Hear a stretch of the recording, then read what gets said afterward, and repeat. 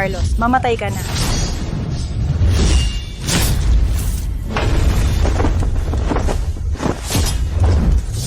Hanggat buhay ako ngayon, hindi ninyo masisira ang lungsod.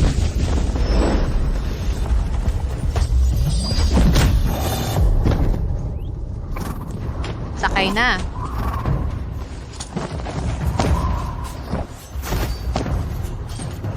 Teresa,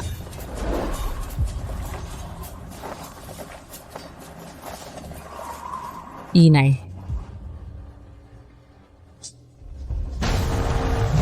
Umalis na tayo.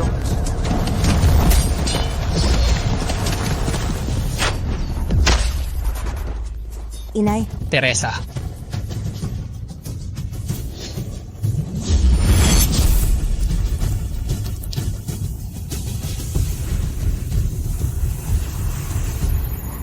Teresa Reyes. Ngayon, wala ka na kundi isa ka lamang alipin na pinababa ang ranggo at kinumpis ka. Hindi ba't patay na ako? At naglakas loob ka pang maghamon sa akin? Baka naka-time travel ako? Ang kapalit ng paglaban sa akin. Sige.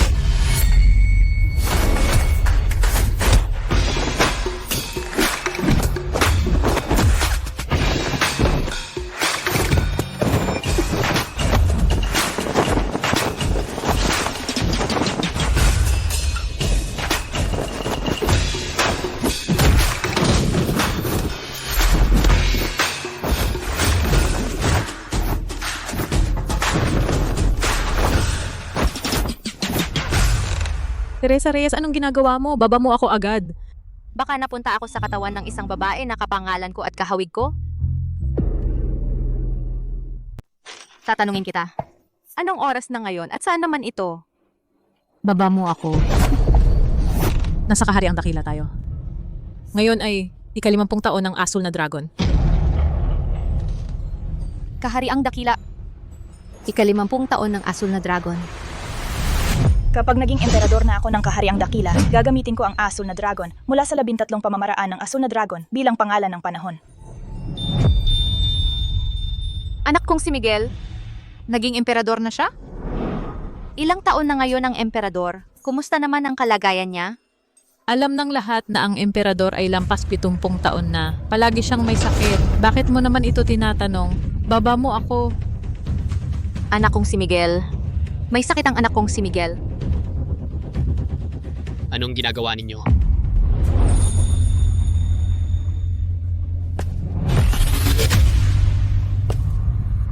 Carlos de la Cruz.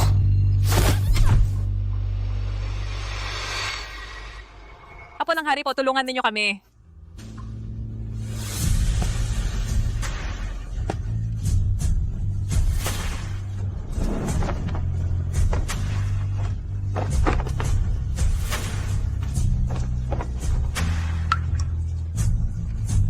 Mga walang hiya. Nakita ninyo ang apo ng hari, hindi pa kayo lumuhod agad? Nampida kambi kamanitin mo pay. Oo nga, 60 taon na ang nakalipas. Wala na si Carlos de la Cruz. Dalhin ninyo ako kay Miguel de la Cruz. Ang kapal ng mukha mo. Pangalan ng lolo kong hari ang binabanggit mo? Ang lakas ng loob mo. Hinahamon mo ang pangalan ng lolo ko, mga tauhan. Dalhin siya. Apo ng hari. Apo ng hari, malubha ang kalagayan ng hari. Sumama ka sa akin sa palasyo para tingnan.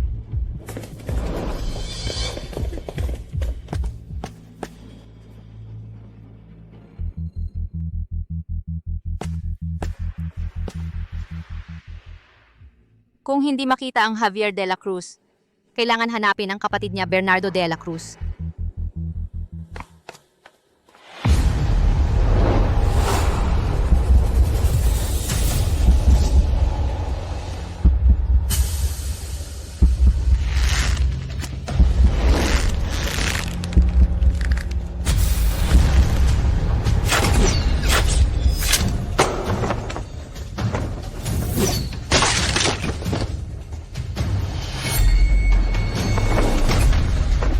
Ang batang apo ay talagang gwapo. Ano ka? Hinahamon mo ang pagpapraktis ko sa pagbaril. Ikaw isang alipin, walang respeto sa apo ng hari. Wala kang paggalang sa batas. Ayos lang ba? Umalis ka. humiling ng tawad sa babae. Ano? Pinapatawad mo ako sa isang babae sa palasyo? Nakakaloko. Sasabihin ko ulit, humiling ng tawad sa babae. Apo ng hari, dapat siya ay parusahan para makita ang kapal ng mukha niya.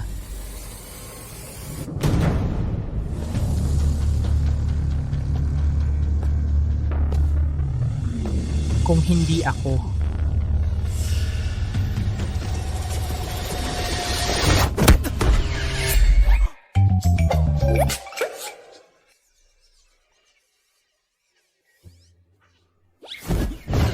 Marami akong paraan para mapatawad ka.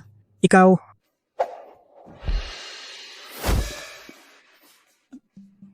May kakayahan ka. Nagkamali ako. Makipaglaban ako sa iyo. Kapag natalo, tatawad ka. Manalo ka muna. Sige. Ano ang laban?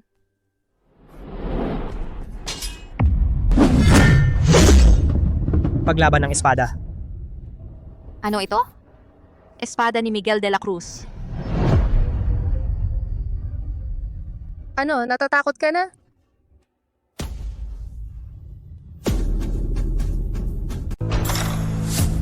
Minamalit mo ako.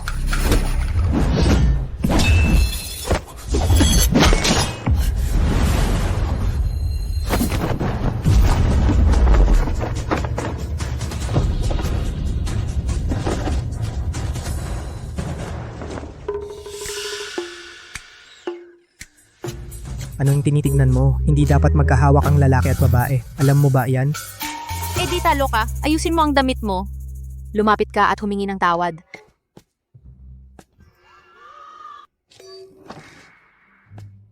Paumanhin. Lakasan mo, di ka ba kumain? Paumanhin. Okay na ba? Kung sa hinaharap ay muling maglakas loob siyang apihin ka, pumunta ka lang sa palasyong silangan at sabihin mo sa akin. Salamat po. Di ko alam kung saan nakahanap ang kuya ko ng ganitong walang modo na katulong. Dalhin mo ako para makita ang lolo mong hari. Gusto ko rin makita ang lolo kong hari. Pero mabigat ang karamdaman ng lolo ko. Nag-utos siya na maliban sa palasyong silangan at sa tahanan ng Maharlika, hindi ako pwedeng pumunta kahit saan. Mukhang pinoprotektahan ni Miguel de la Cruz ang walang kwentang apo sa harap niya.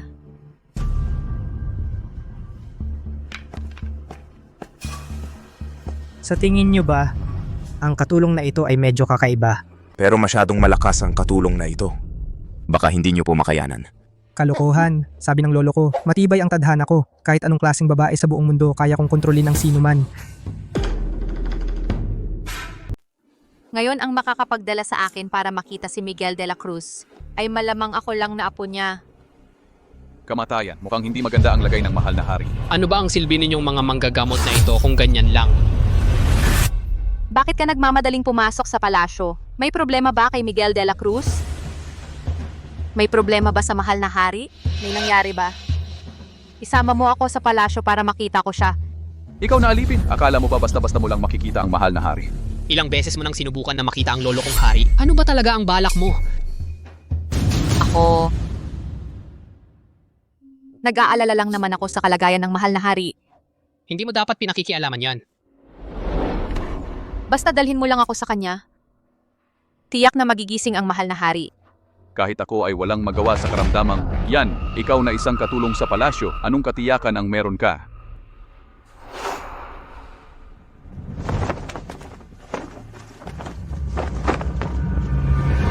Sa bundok Chian, hanapin ang anino ng dragon sa liwanag ng buwan.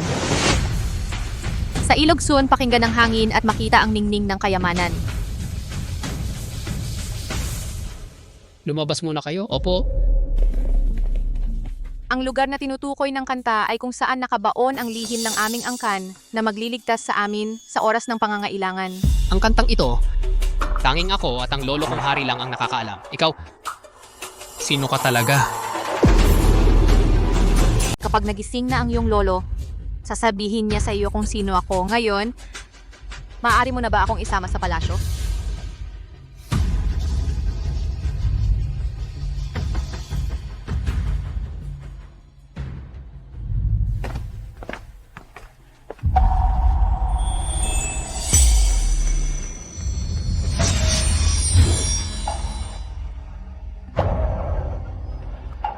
Miguel, kapag malaki ka na, ibibigay sa iyo ni nanay ang sibat na ito. Ayos ba? Sige. Ang sibat na iyon ay pamana ng aking lola sa tuhod. Ang aking lolo napakahalaga nito sa kanya.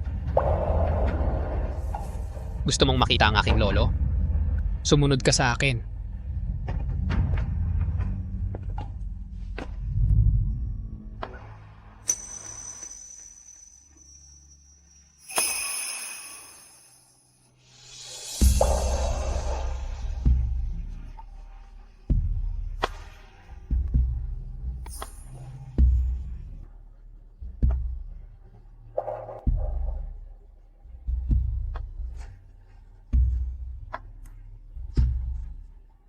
Nanay.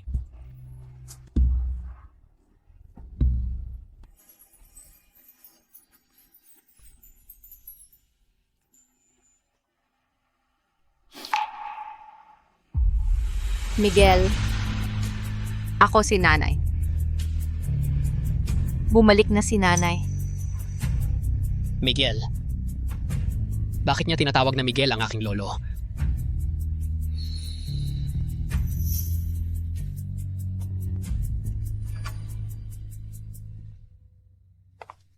Ang iyong kamahalan, ang record ni Teresa Reyes. Si Teresa Reyes, anak ng kalihim ng kagawaran ng mga opisyal. Dahil sa kasalanan ng pamilya Reyes, naging anak siya ng isang kriminal. Walang koneksyon sa pamilyang Maharlika. Sino nga ba talaga siya? Bigyan mo ako ng isang token na makakapasok sa palasyo kahit kailan para madali akong makabisita kay Miguel. Huwag kang magpakapal, ikaw, isa kang alila, pinapayagan. Ang iyong kamahalan. Ito.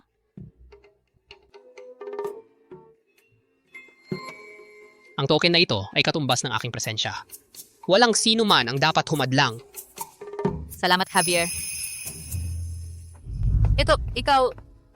Ano ba ito? Isang alila ay nagsasalita sa ang iyong kamahalan ng ganyan? Pero parang nararamdaman ko na tama lang na tawagin niya akong ganon.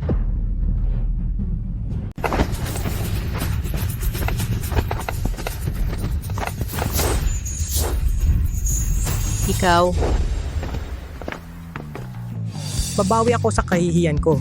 Sabihin mo, ano ang gusto mong iposta sa akin ngayon? Kapag natalo ka. Magiging pangalawang asawa sa tahanan ng Maharlika. Sige. Pero kapag ikaw ang natalo, sa tuwing makikita mo ako, tatawag mo ako ng Lola. Nilululoko mo ako. Pustahan ba o hindi? Pustahan, takot ba ako sa iyo? Huwag kang mag-alala, mahal na Hari Maliban, kung siya ang walang katapat na reyna na nagtatag ng kaharian. Kung hindi, walang tao na makakatalo sa akin sa paggamit ng sibat. Ibigay mo ang iyong payo.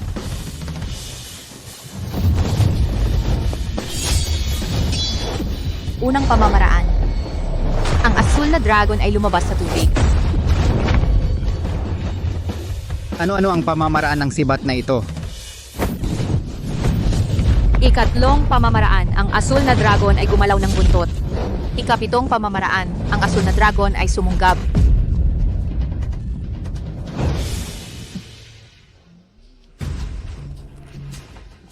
Mahal na hari. Walang kwenta. Sa mundong ito, tanging Miguel de la Cruz ko lang ang nakakita ng 13 pamamaraan ng asul na dragon. Ikaw, binigyan mo pa ako ng 1,000 piso. Mahal na Hari, ibabalik ko ang pera sa iyo. Sa labanan, maghanap ka ng iba.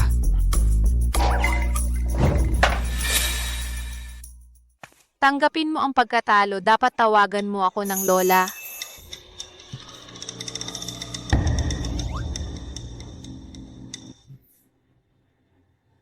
Lola. Lakasan mo, hindi ka ba kinain? Lola. Oo. Mabuting apo.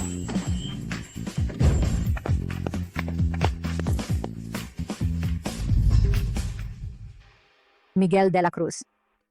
Naalala ko nung ikaw ay 7 taong gulang nagkasakit ka rin ng ganitong malubha. Nung panahon iyon, binigyan ko ng kwento. Noong unang panahon, may isang maliit na pagong. At may isang maliit na kuneho na mabilis tumakbo sila. Nagkasundo silang dalawa na magtakbuhan. Ang maliit na pagong ay mabagal tumakbo. Ang maliit na kuneho ay mabilis tumakbo. Sa huli, ang maliit na pagong ay nauna sa dulo.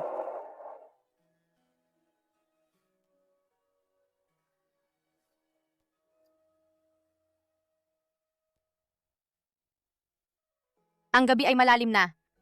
Magpahinga kang mabuti. Bukas dadalaw ulit ako.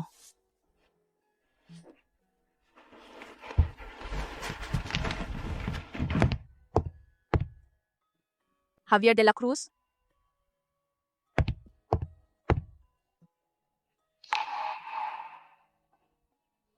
Mahal na hari. Ang hari ay nagluha. Lolo,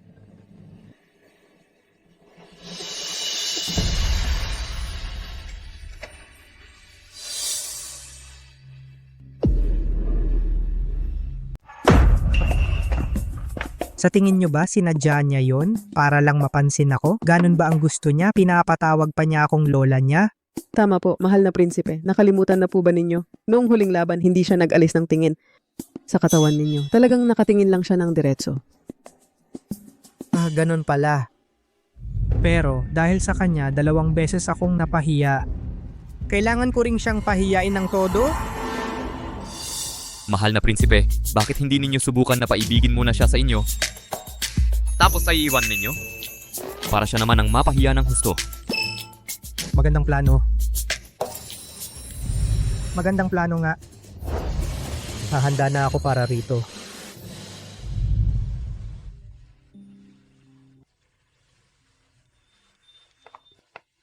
Binibining Teresa. Ito po ay regalo mula kay Prinsipe Bernardo. Oo nga pala. Pagkaalis ko nung huli, yung loko-lokong yun, hindi na ba siya nambwisit sa'yo? Huwag kang mag-alala, pagkaalis mo naging mas maayos na si Prinsipe Bernardo.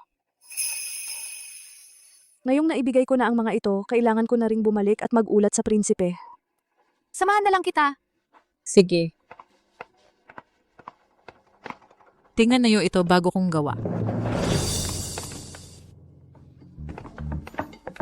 Ang disenyo ng palawit sa kahong ito, sagisag ba ng tahanan ng Maharlika? Ate Aurora, lahat ba ito ay regalo mula kay Prinsipe Bernardo? Ate Aurora, hindi ba kayo ni Prinsipe Bernardo ay malapit ng ikasal? Naku, ano ba ang pinagsasasabi niyo? Wala yan. Narito na si Prinsipe Bernardo.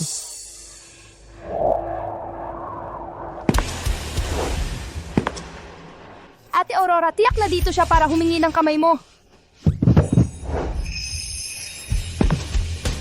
Sige na, bilis. Sige na, bilis.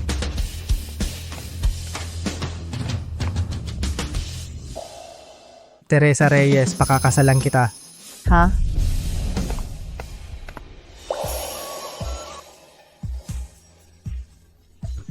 Pakakasalan mo ako? Oo. Ngumiti siya. Talagang may gusto siya sa akin. Ikaw, etong batang to, ang lakas ng loob mong lokohin ng lola mo. Araw-araw wala kang inatupag kundi ang kalokohan. Tama na, tama na. Ngayon, ako na ang bahalang magdisiplina sa'yo para sa iyong lolo. Ako na ang nagkakamali, pwede na ba yon? Lola, ako na po ang nagkakamali. Hayop ka, magtatakbo ka pa? Aray, ang sakit, mali na po ako. Takbo ka ng takbo. Pasensya na po, Lola. Takbo ka pa. Ano ba ang pinanggalingan mo? Umuwi ka at magmuni-muni sa iyong pagkakamali. Ikaw? Sige. Uwi na nga.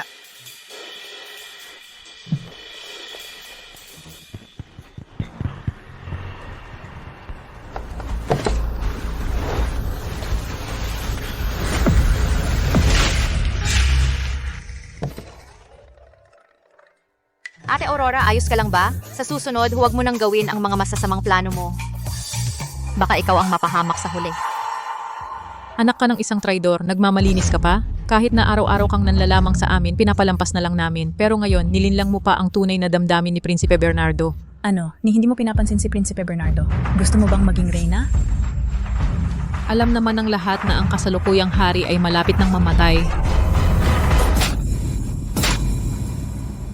Kapag muling nangahas kang magsalita ng masama tungkol sa hari, gugulpihin kita.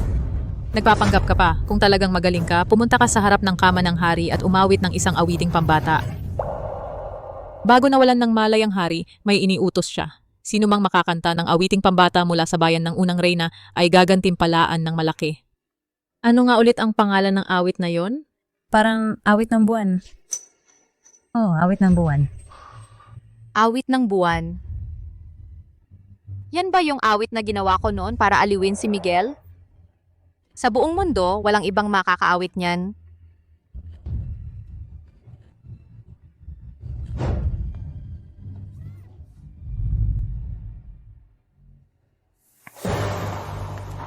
Ikaw ba yung kapatid na pinahahalagahan ni Apo ng Hari?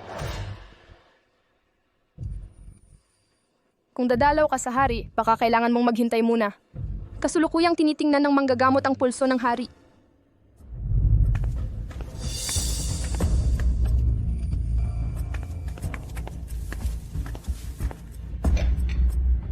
Tita Chapo!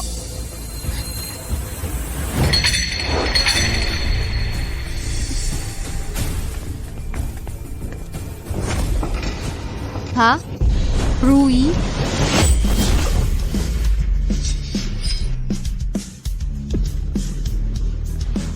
Anak ko, Inay, gusto nga ko saktan ng tiyang iyon. Tatay, natatakot ako. Ayos ka lang ba?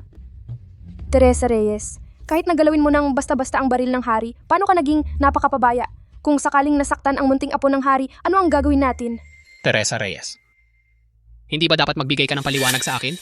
Akala ko dati ikaw ay isang taong kayang humawak ng mabigat na responsibilidad. Hindi ko inasahang ikaw pala ay hindi marunong tumingin ng tao. Kailangan ko pang dalawin ang hari. Ang mga natitirang bagay ipaubaya mo na lang sa iyo. Isang katulong lang, paano siya nagsalita ng ganoon sa inyo? Ikaw, Wag na. Gino, isang katulong lang nang hamak siya sa inyo ng ganoon. Hindi ito tama. Ikaw at ang aking anak sa hinaharap ay huwag nang guluhin siya. Ano ba talaga ang pinanggalingan ng alilang ito? Bakit siya pinoprotektahan ng gano'n ng Gino?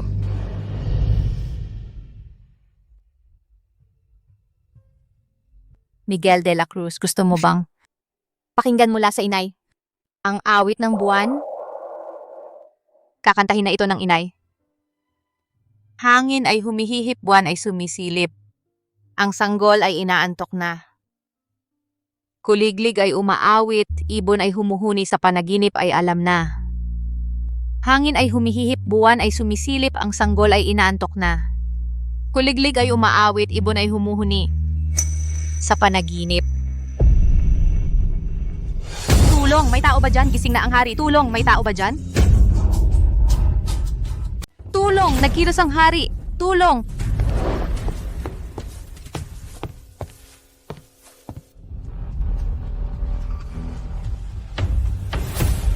Kamusta ang lolo ko? Nagkamali ka ba? Pero ang pulso ng hari ay gumaling na. Parang magigising na siya. Pero ang araw ng paggising niya ay hindi sigurado. Okay lang basta gumaling.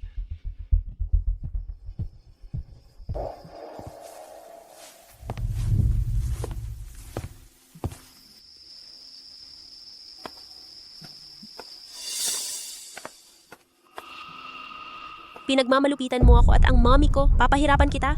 Tita, pwedeng tulungan mo ako kunin ng lotus para ibigay sa lolo ko. Nandyan lang. Yan mismo.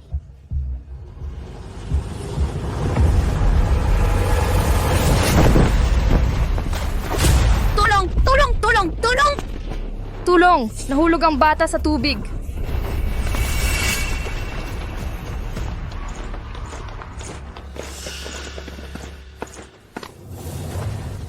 Inyong kamahalan, ipaglaban mo kami. Kahit noon, nagkasala ako sa Teresa. Hindi dapat ganun ang galit para patayin ang anak ko.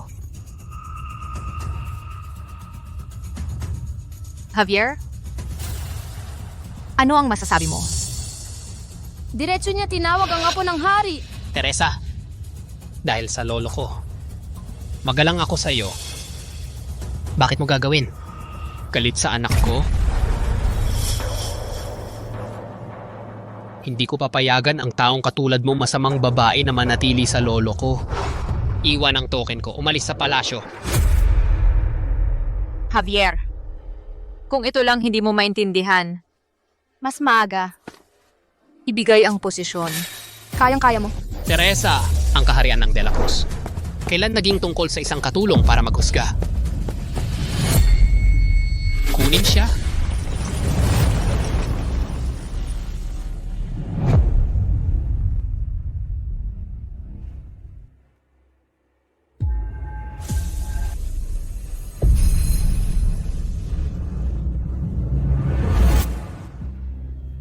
Mahal na hari.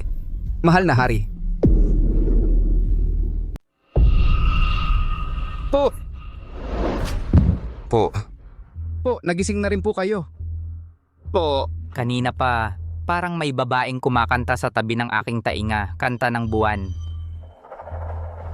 Pamilyar na pamilyar ang boses na iyon. Ang tinutukoy po ninyo ay malamang ang nag-aalaga sa inyo nitong mga nakaraang araw, si Teresa Reyes na katulong sa Palasyong Silangan. Kanta ng buwan. Teresa Reyes. Bilis, samahan ninyo ako para makita si Ina.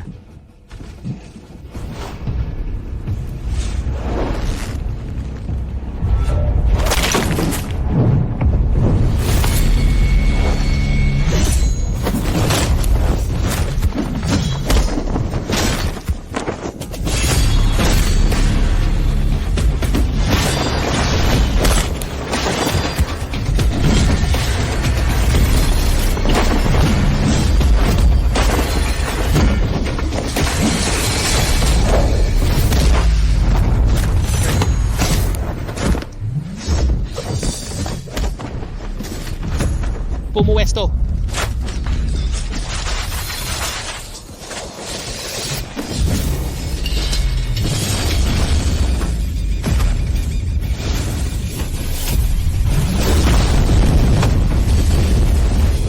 Ika-13 anyo dragon na sumisibad mula sa karagatan. Ika-13 anyo. Dragon na sumisibad mula sa karagatan.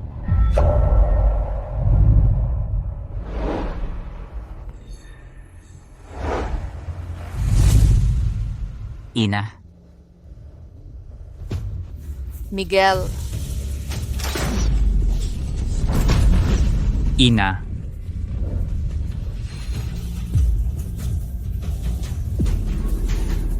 Miguel.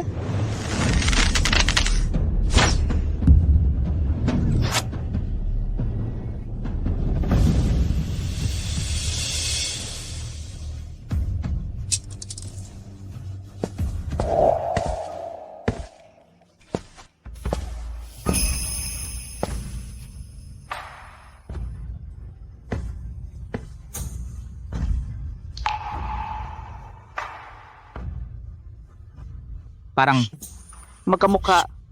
Kaya may dalawa talagang taong magkamukhang ganito. Miguel. Miguel. Ako ang iyong ina. Huwag kang magbiro ng ganyan, Binibini. Ang aking ina 60 taon na ang nakalipas nang pumanaw siya. At ikaw naman mukha kang 16 na taong gulang lamang. Paano ka magiging aking ina? Miguel, naalala mo pa ba? Ang pangalan ng kaharian ng kahariang dakila kung bakit tinawag na asul na dragon?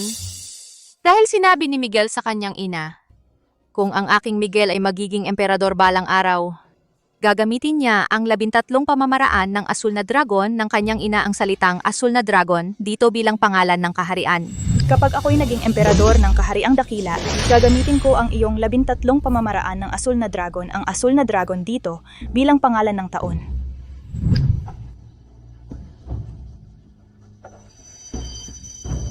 Ngayon nagawa ito ng aking Miguel.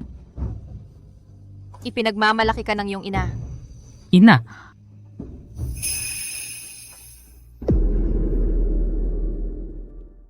Tanay. Miguel, Nandito na ako, anak. Hindi na kita iiwan, Miguel. Inay, nahanap din kita. Ikaw pa ba yon, lolo kong hari, ang makapangyarihan at kahanga-hanga? Po, Kang... Mahal na hari, nabighani po kayo ng babaeng ito. Huwag kang magpakapal. Clara Lopez, pangalawang asawa ng apo ng hari, nagmagaling sa nakatatanda. Walang galang. Ikukulong sa palasyong silangan ng 1 buwan. Mag-isip-isip ka. Lolo, napakakaiba ng pangyayaring ito. Wala namang mali sa pagdududa ni Clara. Dagdagan ng 3 oras na pagbabayo ng bigas araw-araw. Lolo, tumigil ka, kung magsasalita ka pa, dadagdagan ko pa ng 1 oras. Mahal, ako po ay... Umalis ka.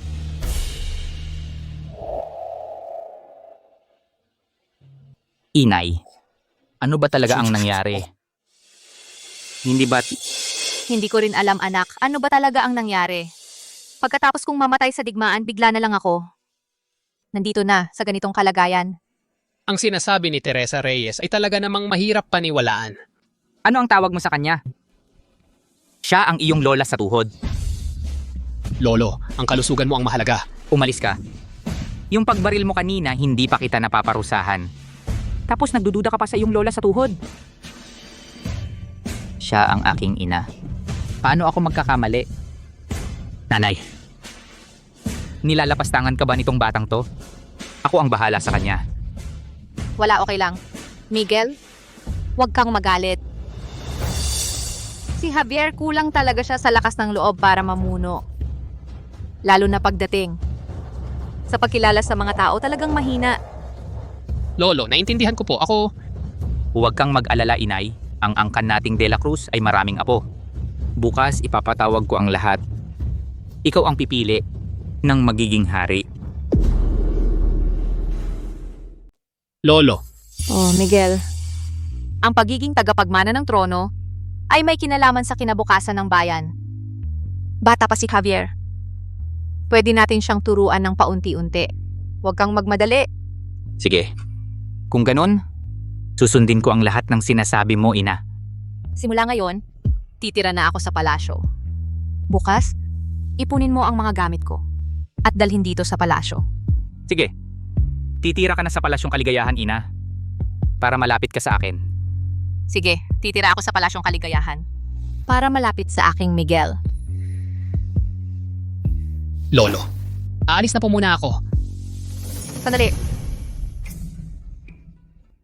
Tawagin mo muna akong lola bago ka umalis. Huwag na. Kakagising lang ni Lolo. Huwag na nating guluhin pa. Lola. Lola.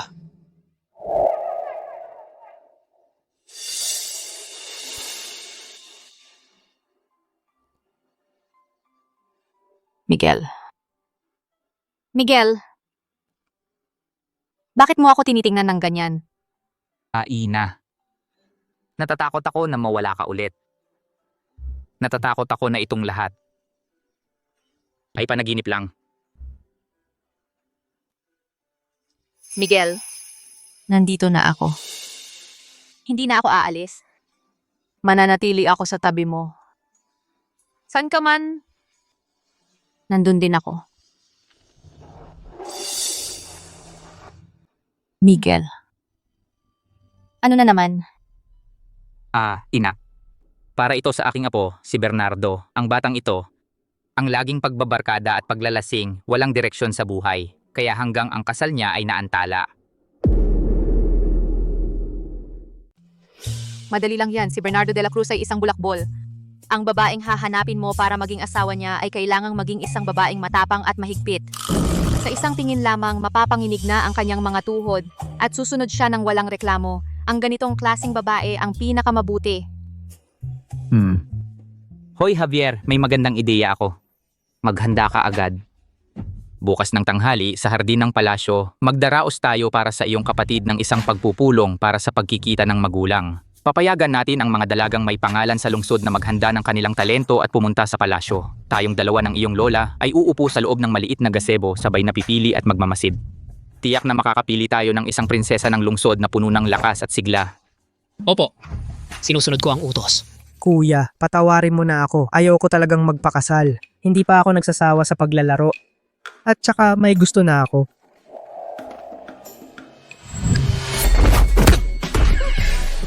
Ikaw na batang yan. Kung maghihintay ka pang magsawa, kailan pa kaya yon?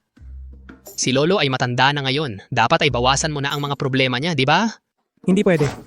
Paano naman mapagmamadali ang pag-aasawa? Kuya, kausapin mo si Lolo. Pinahahalagahan ko ang kanyang kabutihan, pero itong pagpupulong para sa pagkikita ng magulang ay hindi na ako sasali.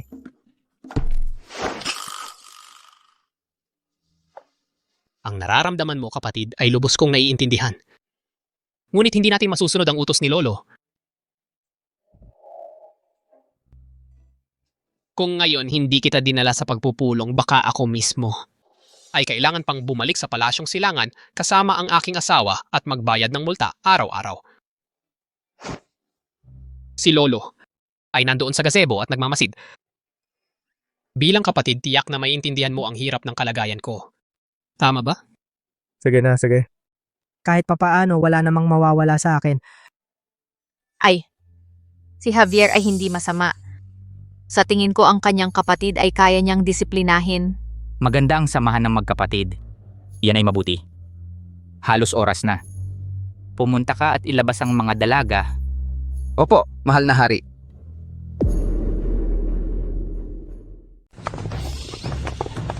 Ngayon ay pagpupulong para sa pagkikita ng magulang. Kailangan ipakita ng mga binibini ang kanilang talento. Isang-isa, simulan na. Ministro ng mga kawani Miguel Bautista, ang anak niya, Nina Mendoza. Ako po, Nina Mendoza, nagpapakumbaba sa apo ng hari, prinsipe ng lungsod.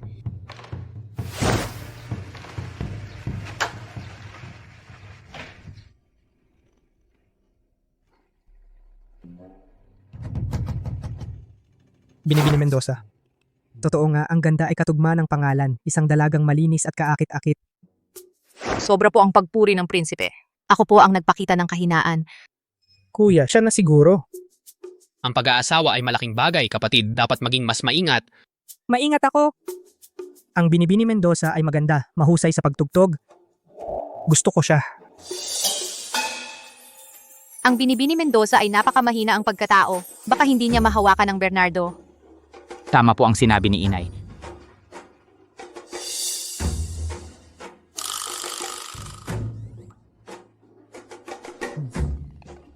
Hindi po gusto ng lolo. Sige na. Sunod-sunod.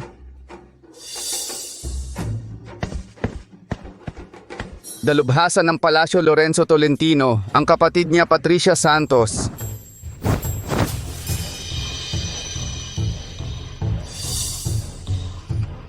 Ay,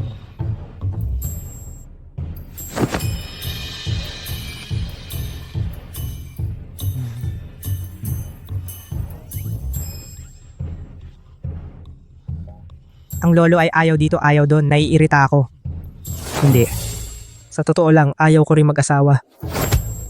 may isa pang binibini hindi nagpakita ng talento. Umupo. Huwag mong ikahiya ang royal family. General ng Kabalyero. John Fernandez, ang anak niya Eduardo Tolentino. Ako po, Eduardo Tolentino. Nagpapakumbaba sa apo ng hari, prinsipe ng lungsod. Ang Binibini Tolentino ay maganda. Maganda rin ang ugali. Binibini Tolentino. Ipakita mo ang talento. Sige po.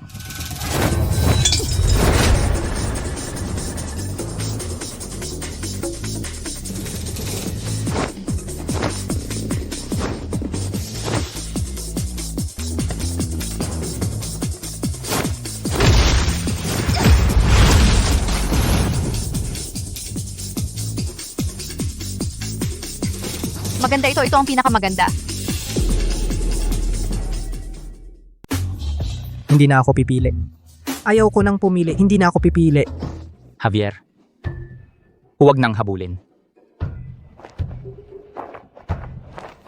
Lolo Harry. Mahal na hari, kami po ay nagpupugay. Tumayo na kayong lahat. Salamat po, mahal na hari.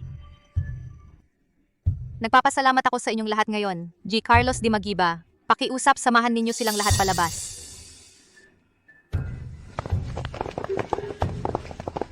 Ang palad ni Binibining Fernandez. Walang 10 taong pagsasanay. Hindi talaga magagawa yan. Sa tingin ko, si Binibining Fernandez ang siyang tanging karapat-dapat na maging prinsesa ng lungsod. Inay, tama ang sinabi mo. Mukhang ang apo kong ito ay talagang kahanga-hanga. Kailangan kong magmadali pabalik sa tanggapan upang maghanda ng atas para sa kasal. Mahal na prinsipe, ano po ang nangyari sa inyo? Bakit po kayo galing sa palasyo ay parang nawawala ang isip? Nakakatakot talaga. Saan kumuha si Lolo Hari ng tao? Siya, isang palad lang ang ginamit niya. Isang palad. Hatid ang pasabi ng mahal na hari. Sinabi ng mahal na hari, napuntahan ka agad ninyo ang tahanan ni General Fernandez para humiling ng kamay. Kung hindi tututol si General Fernandez, hehehe, ay itakda ang araw ng kasal. Binabati ko kayo, mahal na prinsipe. Ay, aalis na po ang inyong abang lingkod. Hindi pwede. Hindi talaga pwedeng magpakasal. Tatakas ako sa kasal. Lucky. Mag-empake ka agad. Alis na tayo ngayon din. Malawak ang mundo. Hindi ako naniniwalang hindi ako makatatakas sa kasal na ito. Mahal na prinsipe, sa tingin ko po, baka hindi talaga kayo makatakas. Ang buong kaharian ay pag-aari ng mahal na hari. Napakadali para sa mahal na hari na hulihin kayo at ibalik. Ano ang gagawin natin? Hindi talaga ako pwedeng pakasalan ang Fernandez na yon. Sa tingin ng inyong abang lingkod, pinili ng mahal na hari para sa inyo ang isang anak ng general bilang prinsesa. Tiyak na gusto niyang bantayan at disiplinahin ka nito. Bakit hindi ninyo isipin? Mayroon ba kayong babaeng gusto ninyo at malakas din? Sabihin ninyo sa mahal na hari na nagmamahalan kayo at humiling ng basbas para sa kasal. Mahal na mahal kayo ng mahal na hari. Tiyak na hindi niya kayo paghihiwalayin. Nagdesisyon na ako. Pakakasalan ko si Teresa Reyes.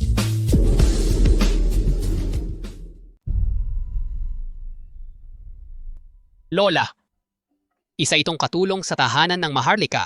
Lorna Mendez, ipinagkatiwala niya ito sa akin para maibigay sa inyo.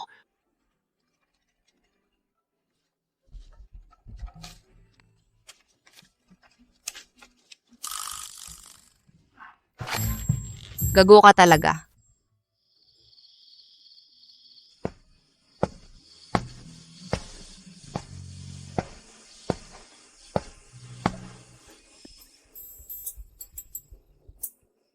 Tandaan mo ito, Ginoo. Sa pagtrato kay Teresa Reyes na isang babaeng matapang at determinado, ang iyong pakikitungo, dapat mahinahon ang iyong pakikitungo. Mas nakukuha ang loob nila sa mahinahong pakikitungo kaysa sa pagiging marahas.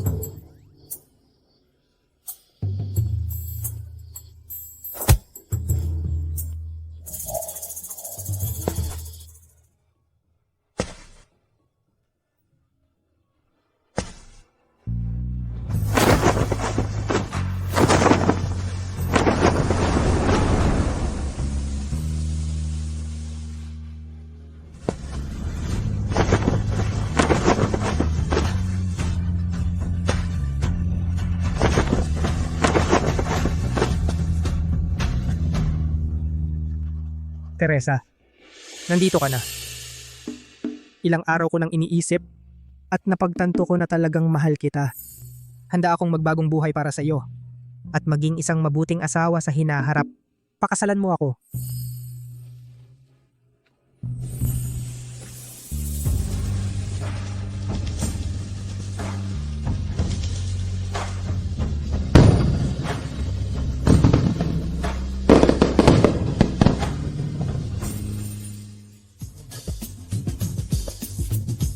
Ito ay alay ng pag-ibig na aking kinuha at inukit gamit ang aking sariling mga kamay. Sana tayo'y maging katulad nitong manikang ito na magkahawak kamay at magkasamang maglakbay. Bernardo de la Cruz, ilang beses na kitang sinuntok, parang walang saysay? Sa mga tao pag sinuntok ka, mahal ka. Teresa Reyes, alam ko na may pagtingin ka sa akin. Hindi ako nababahala sa estado mo. Anong alam mo? Ako ang lola mo. Huwag mong gamitin ang usapan sa pustahan para itago ang nararamdaman mo. Teresa Reyes, gusto kong pakasalan ka.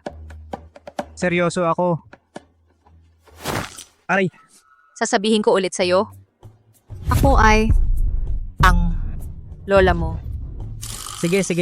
Susunod ako sa'yo. Kung gusto mo talaga ang pagtawag sa sarili mo pagkatapos ng kasal, kahit tawagin mo ako na lola mo o tita mo, bahala ka. Hayop ka. Pigilan siya. Aray, Teresa Reyes, huwag. Hayop ka. Walang modo. Araw-araw, hindi ka nag-aaral ng tama. Puro kalokohan lang. Teresa Reyes, anong ginagawa mo? Igagamit ako ng lahat ng ginto sa tahanan ng Maharlika para sa kasal. Kausapin mo ako ng maayos. Bakit ka nananakit? Sinusuntok ko talaga ang hayop. Aray, tumakbo ka pa. Pigilan siya?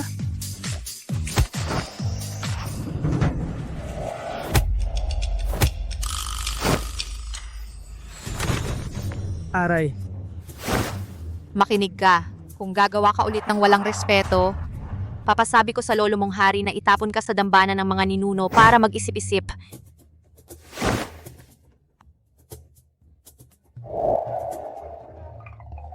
Prinsipe, okay lang ba? Lucky Cruz. Nagmadali siya para iligtas ako. Ibig sabihin, may pagtingin siya sa akin. Pero bakit ayaw niya sa alok kong kasal? Narinig ko. Ang kasal ng mga babae ay nakabase sa utos ng magulang at sa pamamagitan ng tagapag-ugnay. Baka ayaw ni Teresa Reyes. Dahil sa paraan ng pag-alok mo ay masyadong padaskul-daskol. Utos ng magulang at tagapag-ugnay. Papakiusapan ko ang lolo kong hari para sa kasal. Handa ang kabayo. Maghanda ng kabayo.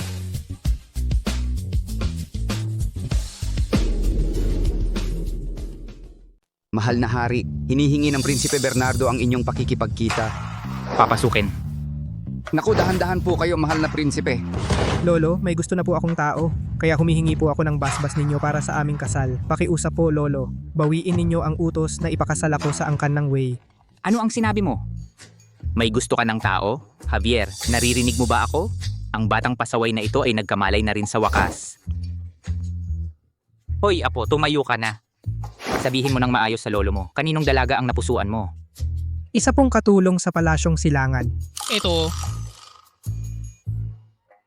Mahal na lolo, ang katayuan ng katulong ay maaaring hindi sapat para maging prinsesa ng lungsod. Baka naman, ay pwede mo na siyang maging pangalawang prinsesa.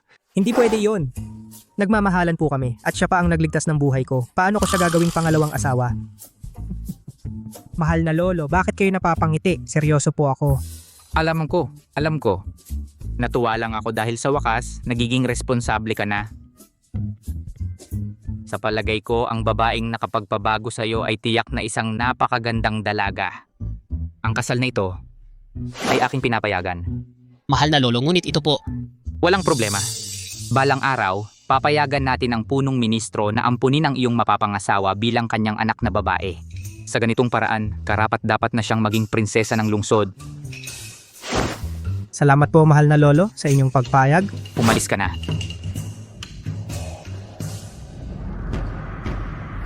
Kami po ay nagpupuri sa inyo, mahal na hari. Ang kasal ni Prinsipe Bernardo ay tiyak na ang mahal na hari ay tila natapos na ang isang malaking alalahanin. Sa wakas, tumino na rin ang batang yan. Bumabati po ang inyong apo, mahal na lolo. Tamang-tama ang pagdating mo. Naghanda na ako ng lahat ng dote para sa'yo. Gayunman, dapat mo namang dalhin ang iyong mapapangasawa para makita ko. Siyempre po, siyempre.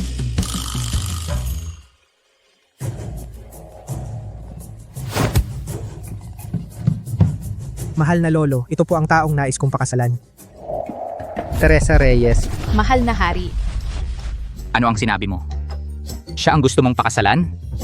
Opo, mahal na lolo, magaling po ba ang panlasa ng inyong apo? Magaling. Ganun din ang pakiramdam ko.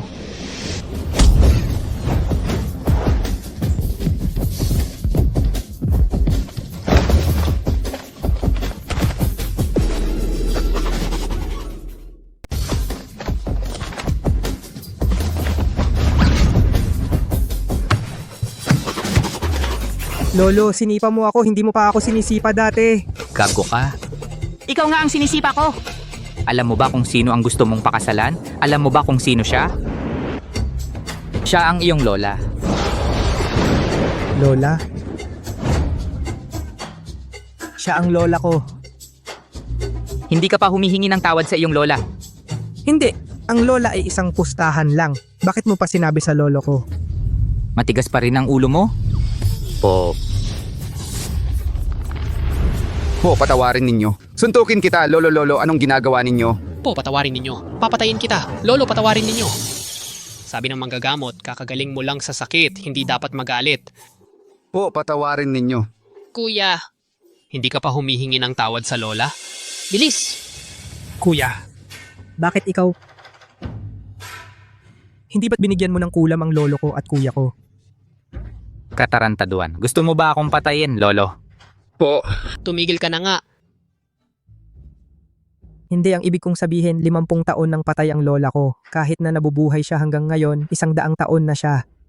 Alam kong namimiss mo si lola pero hindi ninyo pwedeng gamitin si Teresa Reyes sa drama ninyo. At saka kung ganito, paano ko pa malalapitan si Teresa Reyes? Hindi, ilang beses na kitang sinabihan, bakit parang hangin lang ang dumadaan sa iyo, Javier, halika rito. Ikulong mo siya sa dambana ng mga ninuno. Tingnan ko lang. Lola, pakiusap, patawarin ninyo siya. Talagang napakakaiba ng pangyayaring ito. Hindi agad matanggap ng kapatid ko? Ay mauunawaan naman.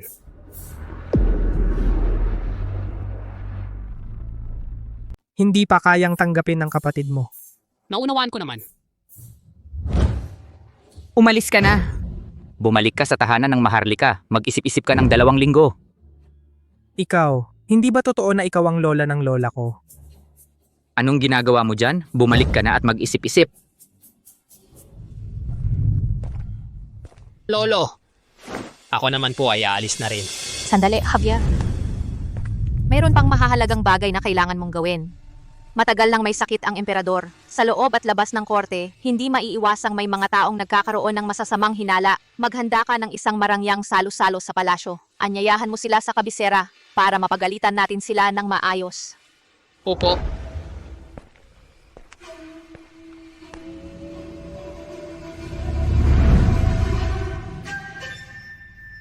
Malapit na ang araw ng pagluluksa sa unang reyna, ngunit tila walang anumang paghahanda sa kabisera. Matagal nang may sakit ang emperador. Marahil ang mga apo sa dakong huli ay hindi na naaalala ang unang reyna. Mga walang utang na loob na apo, ganito nila babuyin ang anibersaryo ng pagkamatay ng amang guro. Ama, may sulat mula sa kabisera.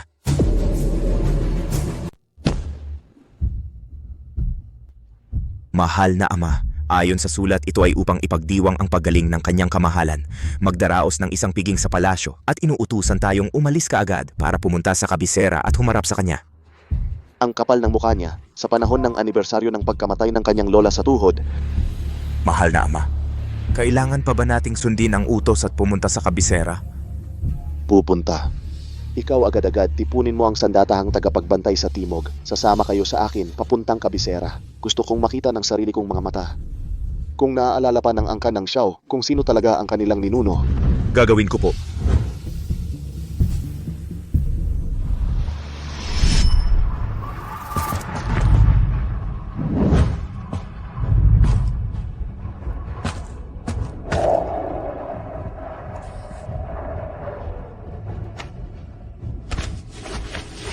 Guro, ako, si Ramon Garcia, ang magpaparusa sa mga walang utang na loob na ito. Mahal na ama, dapat ba nating samantalahin ang pagkakataong ito para agawin ang... Tumigil ka. Ama, dapat ba nating samantalahin ang pagkakataong ito para agawin ito? Tumigil ka. Ang pagpunta ko rito sa kabisera ay para lamang turuan ang mga apo ng aking guro. Wala akong balak na magtaksil. Pero sa pagtatatag ng kaharian, may malaking ambag din kayo, ama. Ngayon, ang mga tagapagmana ng pamilya Xiao ay hindi na karapat-dapat. Bakit hindi na lang natin sila palitan? Gago ka! Alam mo ba kung hindi ako iniligtas ng unang reyna, patay na ako noon pa. Ang unang reyna ay may malaking utang na loob sa akin. Siya rin ang nagturo sa akin. Sa ganung kalaking utang na loob, paano ko kayang agawin ang kahariang kanyang itinatag? Ngayon, malinaw kong sinasabi sa inyo, habang ako'y buhay, hindi ko hahayaang kayo'y maghimagsik laban sa pamilya Xiao. Pero ama, Luis Garcia, dahil iginalang ng prinsipe ang unang reyna, hindi siya papayag na mag-alsa tayo. Pagkamatay ng aking ama, sino pa ang makakapigil sa akin? Ang pagpapaalis sa hindi karapat-dapat ay isang bagay na makatuwiran at sumusunod sa kalooban ng langit.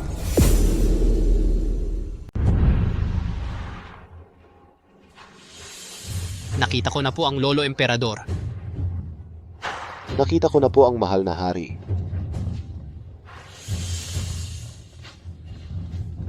Tumayo na kayo. Lolo Emperador, pumapasok sa kabisera ngayon ang Duke ng Timog. Ang salo-salo sa palasyo ay hinihintay na lang siya. Pero nag-aalala po ako sa Duke ng Timog ay mayabang at suwail at may sariling hukbo. Kung papayagan siyang pumasok sa kabisera, baka magdulot ito ng gulo. Masyado kang nag-aalala, Javier. Hindi niya gagawin yon. Miguel, sino ba yung Duke ng Timog na yan? Kaibigan ko yan nun pa. Kilala ko? Hindi lang kilala. Malapit pa kayo sa isa't isa. Hindi lang malapit, magkasama pa kayo palagi. Siya ang mismong estudyante mo. Ramon Garcia. Ramon, buhay pa rin siya. Oo. Hindi lang buhay pa siya, labis pa siyang nag-aalala sa inyo. Tuwing kaarawan ng iyong pagkamatay, pumupunta siya sa kabisera para magdasal. Oo nga pala. Mamaya makikita niyang bumalik ka na, malamang maiiyak siya sa tuwa. Ikaw naman, noon pa man, nag-aagawan na kayo ni Ramon sa atensyon ko. Hanggang ngayon, ganun ka pa rin. Javier, dalhin mo na agad ang peach pastry na yan sa iyong lola. Ito ang paboritong pagkain. Ng iyong lola. Para sa inyo. Sino ba ang babaeng iyon? Pinaglilingkuran pa mismo ng apo ng hari. Oo nga, ang hari at ang apo ng hari. Parang pareho silang nagpapakita ng labis na paggalang sa kanya. Ang hari, ang Duke ng Timog ay kasama na ni Luis Garcia na pumasok sa lungsod. Dala na ng Duke ng Timog si Luis Garcia papasok na sa kabisera. Pero sa pagpasok ng Duke ng Timog sa kabisera ngayon, bukod sa pagdala kay Luis Garcia, dinala rin niya ang 30,000 na sandatahang tagapagbantay sa Timog. Ngayon, nasa pintuan na ng lungsod naghihintay na. Nag-iipon ng hukbo ang Duke ng Timog para sa sariling kapangyarihan, mukhang maghihimagsik na siya. Araw-araw at gabi-gabi ang utang na loob sa nagtatag na reyna ang laging binabanggit. Akala ko gaano siya katapat. Ngayon, pumasok siya sa kabisera kasama ang hukbo. Gusto na ba niyang maghimagsik?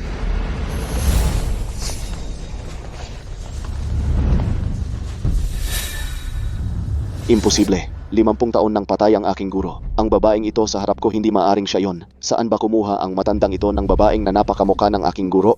Ang iyong lingkod na si Ramon Garcia, kasama ang aking anak na si Luis Garcia, ay humaharap sa inyo, mahal na hari. Huwag na kayong tumayo. Magsiupo na kayo. Huwag ka nang tumayo dyan. Magsiupo na kayo. Mahal na hari, medyo nakakabagot ang salo-salo, ang mga sayaw at awit sa palasyo. Sawa na tayong lahat. Bakit hindi na lang ang aking anak ay makipagpaligsahan sa iyong apo para naman tayo'y magkaroon ng libangan? Ang Duke ng Timog, mukhang may masamang balak. Ang mahal na hari ay masama lang sa mga suwail na anak at apo. Inay, ano sa palagay ninyo?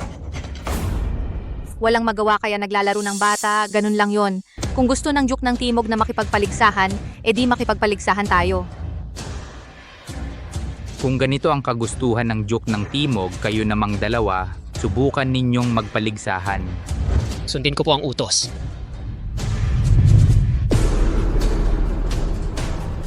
Hindi ko alam kung ano ang gusto mong ipakita, Duke ng Timog. Pamamana. Ang pamamana ng inyong lola ay walang katulad sa buong mundo. Sakto ngayong araw na ito, nais ko ring makita ang kakayahan ng kanyang mga apo. Sige.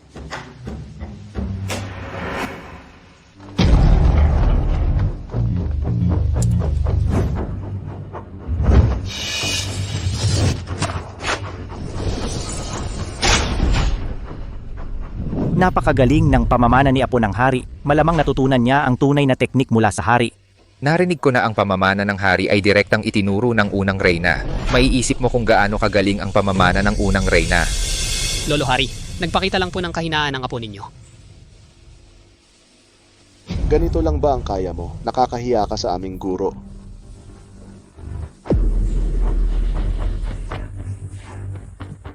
Ganito lang ba ang kaya mo? Nakakahiya talaga sa aking guro. Noong araw, ang kasanayan ng aking guro na hanging silangan sa gabi. ay walang katulad sa buong mundo. Ano ang Dongfeng Yefang? Ayon sa sabi-sabi, ito ay nanggaling sa natatanging kasanayan. Sobrang galing. Sa buong mundo, walang sino mang makakapantay. Mahal na hari, may isang bagay akong naisingin sa inyo. Sa aking palagay, ang isang palaso ay tumama sa isang barya ay talagang walang kahirap-hirap. Maaari bang hayaan si G. Carlos de Magiba na ihagis ang 3 barya sa hangin? Pinapayagan. Salamat po, mahal na hari.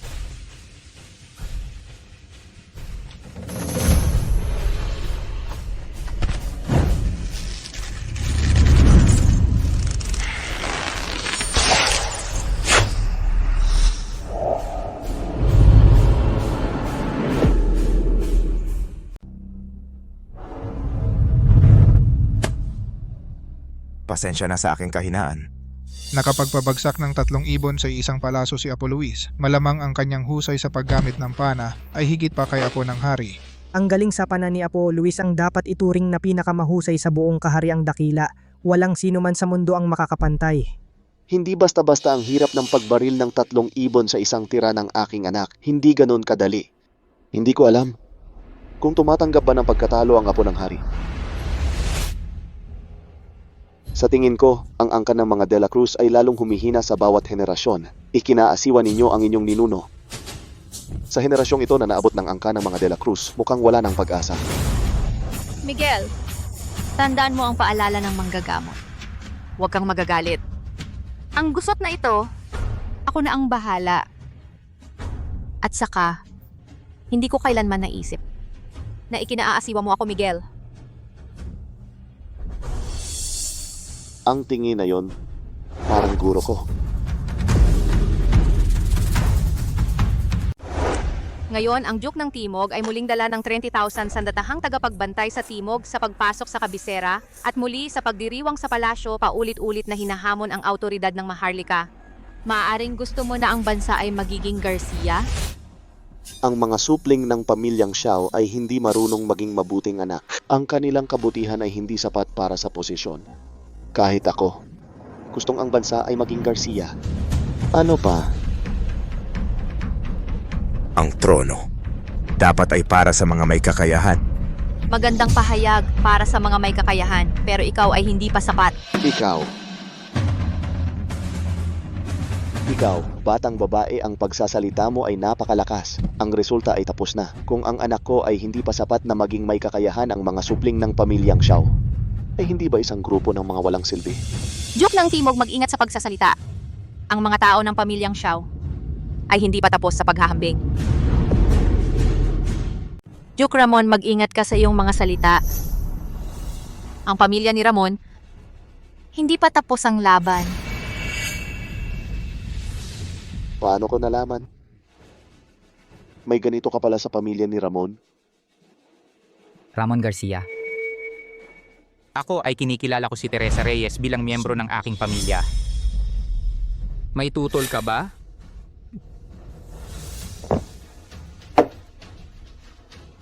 Hindi ba sinabi ni Duke Ramon na ang isang teknik ng unang reyna, ang Dongfeng Yefang, ay walang katulad sa buong mundo?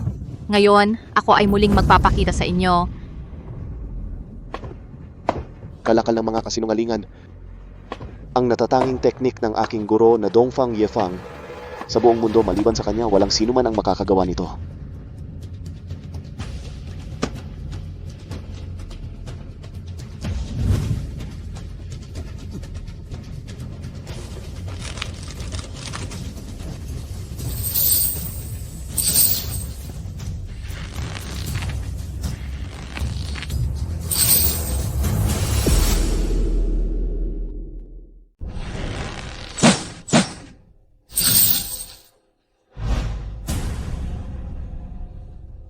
Hindi man lang makapag-pull ng bow ang batang babae. Nagmamalaki pa. Gustong kopya ang teknik ng master ko. Pakitang tao lang talaga. Akala ko kung sino ang expert. Bakit pinayagan siya ng hari?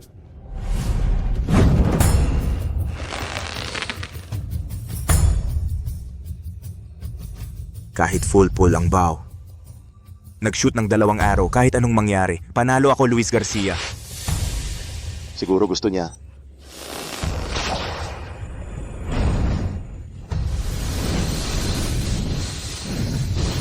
Ito ay. Grabe, ang galing. Sobrang galing.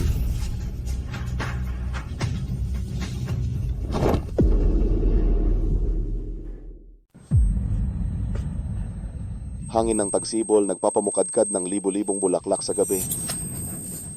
At pinalalagas pa. Parang ulan ng mga bituin.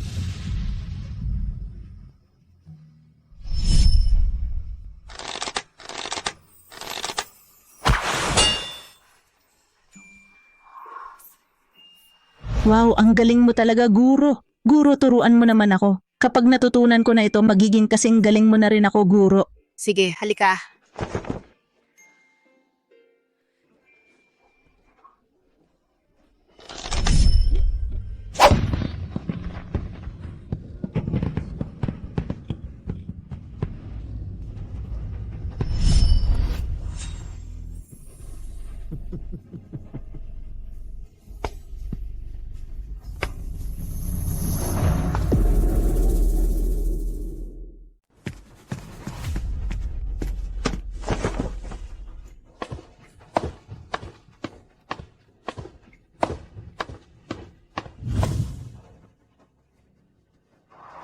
Sino ka ba talaga? Sa labas ng lungsod ng Jaro. Ramon, naalala mo pa ba? Kung sino ang nagligtas sa'yo sa gitna ng niebe.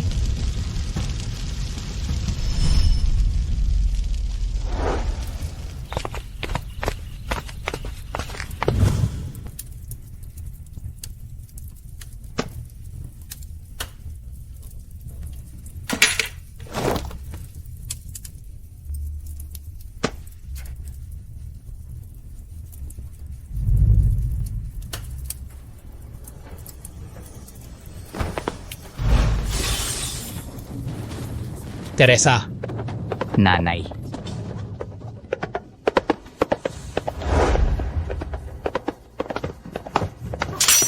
Huwag isara. Nandyan pa ang aking guro sa labas ng lungsod. Huwag isara.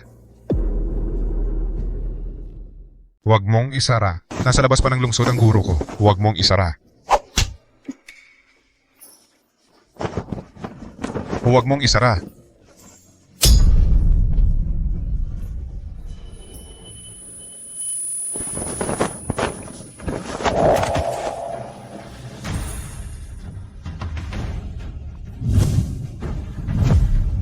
Guro. Guro. Guro. Guro.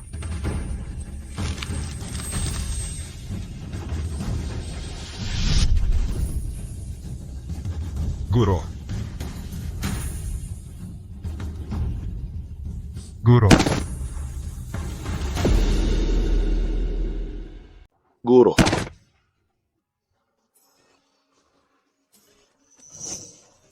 Ang pagdiriwang sa palasyo ay tapos na ngayon. Lahat maghiwa-hiwalay na. Mga mahal kong ministro, maaari kayong umuwi na. Aming mga ministro ay aalis na.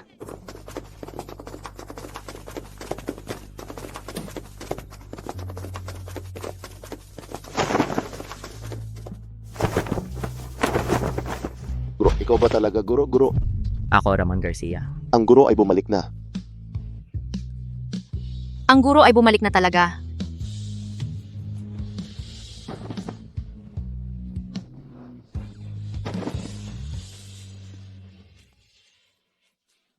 Ramon Garcia, bitawan mo. Yan ang aking ina. Ikaw, walang utang na loob. Hinahadlangan mo pa ako? Makipag-usap sa guro. Sabihin mo ulit sa akin, sino ang walang utang na loob? Sabihin ko ulit, ikaw ay walang utang na loob. Guro, nakahanda ka ba para sa anibersaryo ngayong taon? Matandang lalaki ka. Ano ang kalokohan ang sinasabi mo? Narito ang aking ina, buhay na buhay. Anong handog ang inihahanda? Nung nakaraang taon? Sa susunod na taon? Hindi. Yung isang taon bago ang nakaraan? Anong taon ang handog? Hindi ako ang naghanda. Matandang hayop ka. Sa harap ng aking ina, sinasadya mong manggulo, di ba? Weh, sino ang sadyaang nanggugulo sa iyo? Wala akong pakialam sa iyo. Walang utang na loob na anak. Mandurugas ka. Ikaw, huwag mong isisi sa aking ina. Kung may lakas ka, hanapin mo ang iyong ina.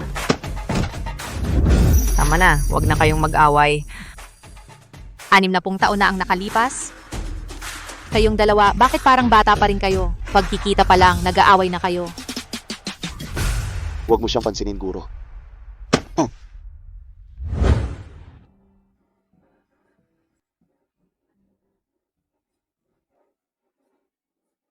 Guro. Ngayon ako rin ay matanda na ako at malapit ng mamatay. Hindi ko alam kung mabubuhay pa ako para makita ka ulit, guro. Huling yukod ko na sa iyo.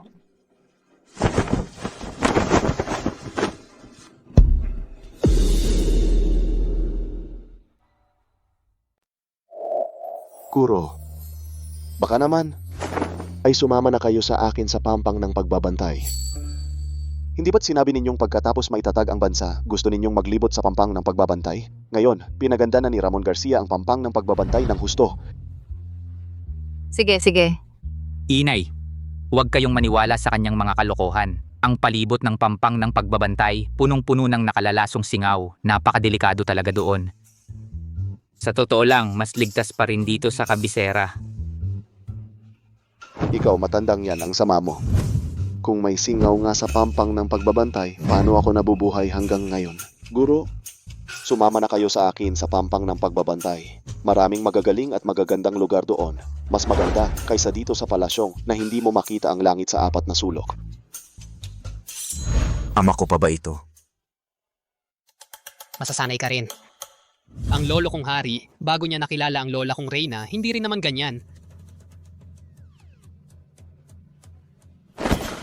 Inay, amuyin ninyo ang amoy ng katawan niya. Sa isang taon, 1 beses o 2 lang sila maligo. Ang baho-baho ng katawan nila. Hindi tulad dito sa kabisera, araw-araw tayong naliligo at nagpapalit ng damit. Ikaw, matandang hindi mamamatay-matay. Paano mo nalaman na hindi ako naliligo? Katarantaduhan yan. Sino ka ba? Ang pagbisita sa Timog ay magandang ideya. Anong maganda sa pampang ng pagbabantay? Kulang sa damit at pagkain. Hindi kasing komportable sa kabisera. Guro, hindi ako pupunta kahit saan. Hoy, tigilan niyo na yan. Walang dapat mag-away. Miguel, gusto ko talagang makita ang pampang ng pagbabantay. Ganito na lang. Samahan mo ako ng palihim. Sabay tayong pumunta. Inay, ito. Sige, ganito na lang. Kung gusto mo talagang pumunta, sasamahan na lang kita.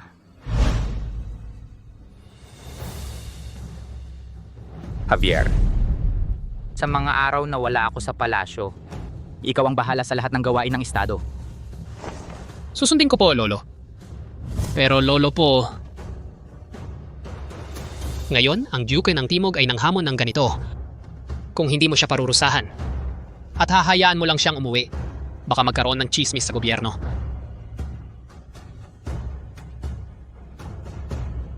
Madali lang yan. Luis, ikaw ang may iwan bilang piyansa para mapatahan ang mga bibig ng mga opisyal na yan. Pero tatay, susundin ko po ang utos.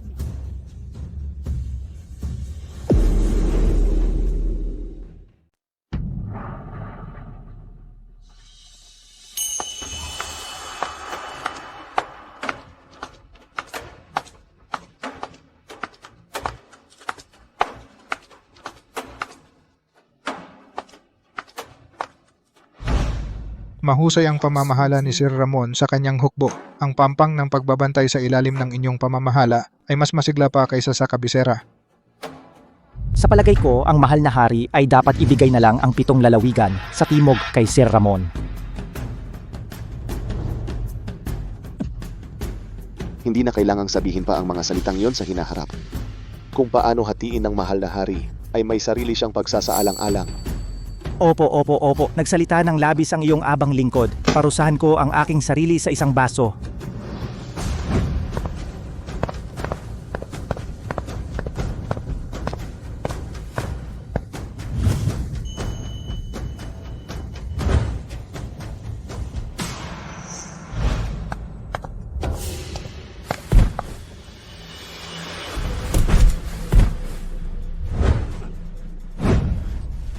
Bilis, Guro. Umalis ka na. May lason ng alak na ito.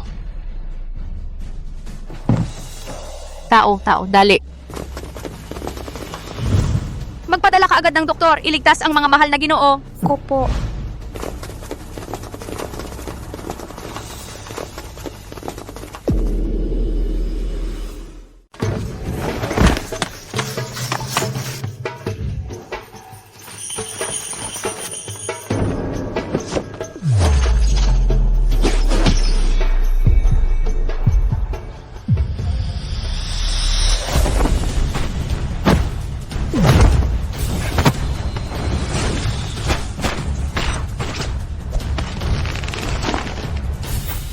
Sabihin mo, sino ang nag-utos sa'yo na maglagay ng lason? Ibalik mo ang gamit ko. Kung hindi ka magsasabi ng totoo, pagsasamahin ko ang mga uod mong ito para libingin ka. Ako, sasabihin ko, huwag mong galawin ang mga yon at saka pakawalan mo muna ako.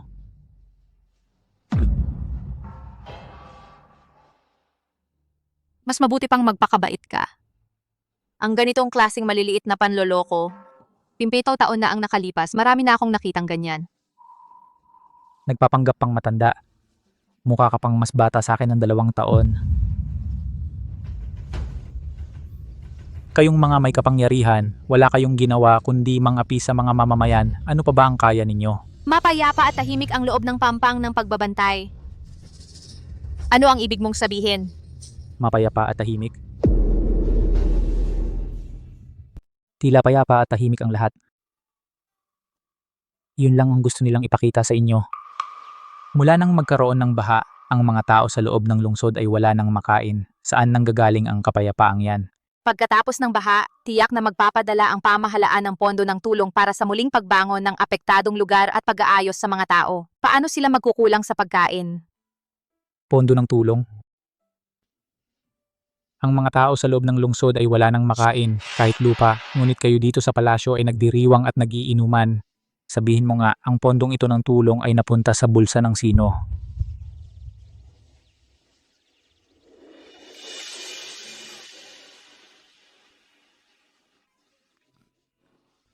Sumama ka sa akin.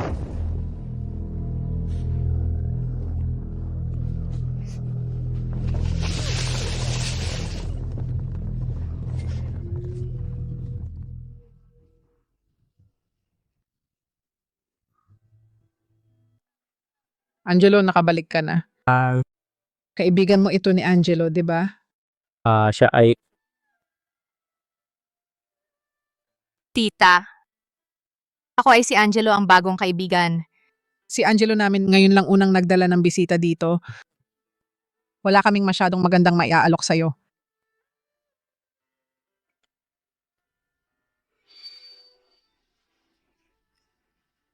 Tita. Salamat po, tita. Nanay, gutom na ako. Wala na tayong bigas. Ate, ako hindi gutom. Itong lugaw na ito, sa bata na lang ito. Hindi pwede. Bata pa siya. Kailangan pang lumaki. Halika. Uminom ka? Salamat. Nanay, uminom ka rin. Isang araw ka nang hindi umiinom. Hindi ako iinom, ikaw na.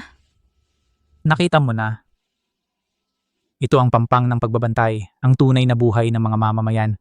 Marahil ang pamahalaan ay naglabas ng pondo para sa sakuna. Ngunit dito, kung saan isang linggot na ginto ang katumbas ng 1 onsa ng bigas, ang bigas na mabibili ng salapi ay hindi sapat para sa normal na buhay ng mga tao. 1 linggot na ginto. 1 onsa ng bigas. Tama.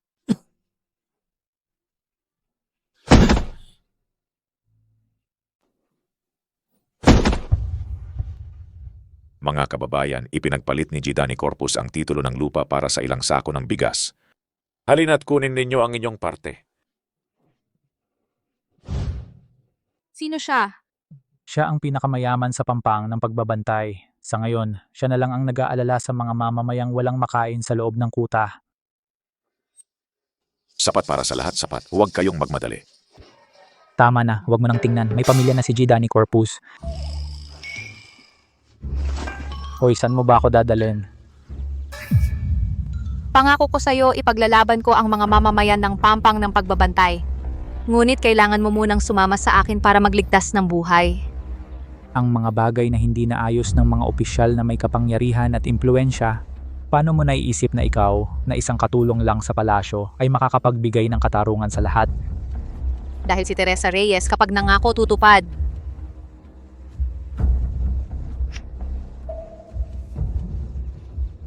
Ha? Anong ginagawa mo? May narinig ako tungkol sa isang uri ng uod na kulay yelo. Kayang gawing tapat sa salita ang sinuman.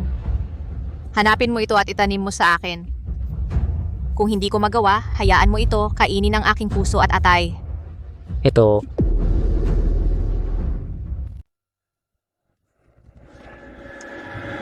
Hoy, maniniwala na ako, okay?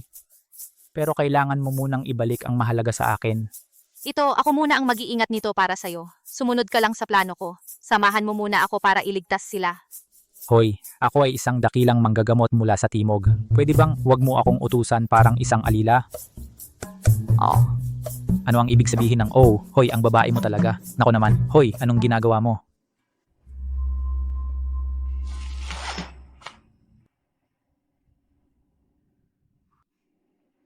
Sa loob ng 3 araw, magigising na sila.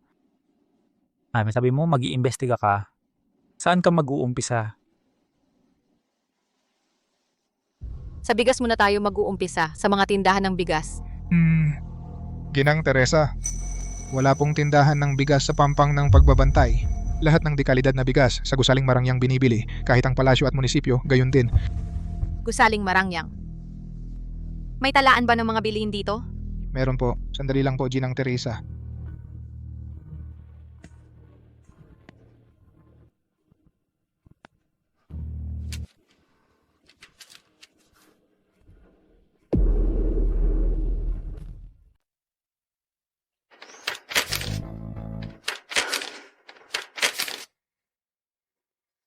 Isang tael ng pinong bigas, 3 pera ng silver. Hindi pwede. Ang bigas ng Gusaling Marangyang, kailan pa ito naging ganito murang? Ang mga mamamayan ay palaging bumibili ng bigas. Isang tael ng ginto para sa isang tael ng bigas. Paano nangyari ito? Nung nakaraang buwan bumili ng 600 shi ng pagkain, kabuuang 1 to 800 tael. 600 shi ng bigas, sapat para sa 10,000 tao sa ilang araw. Kung ganito ang sitwasyon, ang mga mamamayan sa lungsod, paano sila hindi makakain ng sapat? May isang posibilidad lamang. Ito ay isang peking libro ng accounting. Tama. Ang tunay na libro ng accounting, maaari itong nakatago sa Gusaling Marangyang, Fernando Valdez. Ako at Angelo pupunta kami sa Gusaling Marangyang. Bumalik ka sa palasyo ng prinsipe. Alagaan mo ang prinsipe. Hintayin mo ang balita ko. Opo. Yung hindi ako makakasama sa iyo sa Gusaling Marangyang. Bakit? Yun lang, nung nakaraan pumasok ako ng palihim pagkatapos ako, Hindi ba pumasok ka para maglagay ng lason? pero hindi ito nagtagumpay pagkatapos na mahuli nila ako ay ganap na nailagay sa blacklist. Ang bata ay isang mabuting bata, pero hindi talaga siya matalino. Ano? Wala ang ibig kong sabihin, kung nakapasok ka sa Gusaling Marangyang, tiyak na mas alam mo ang sitwasyon sa loob. Tara na. Pero ako, Ay, walang problema. May paraan ako. Tara. Suotin mo to. anong ginagawa mo? Hindi ako nagbebenta ng katawan. Suotin mo to.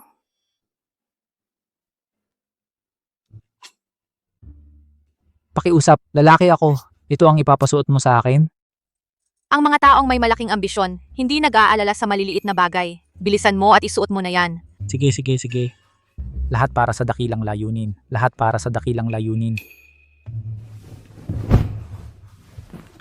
Teresa Reyes, Anong nangyari? yung palda mo to, hindi ko alam kung paano isusuot. Pwede bang tulungan mo ako? Sige. Hoy, anong ginagawa mo? Bakit hindi ka nagsasara ng mata? Sa paningin ko, para kang apo ko. Bakit ako nagsasara ng mata? Hoy, bakit ang hilig mong magpanggap na matanda? Bilisan mo.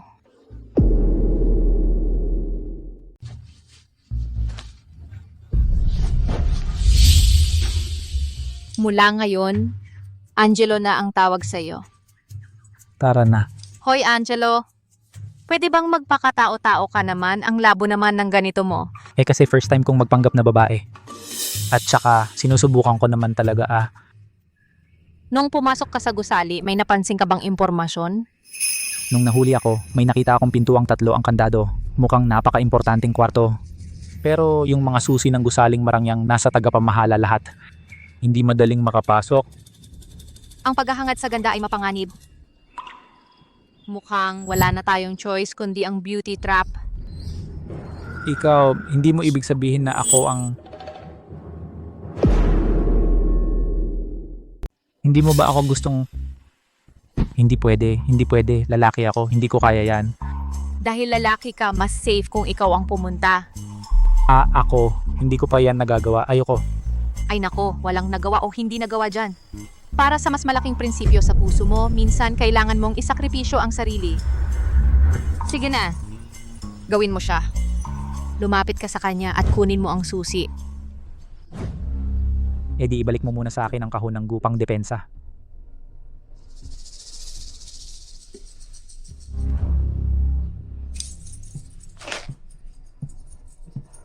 Isang kapaki-pakinabang lang ang pwede mong kunin. Ikaw, kuripot. Isa na lang.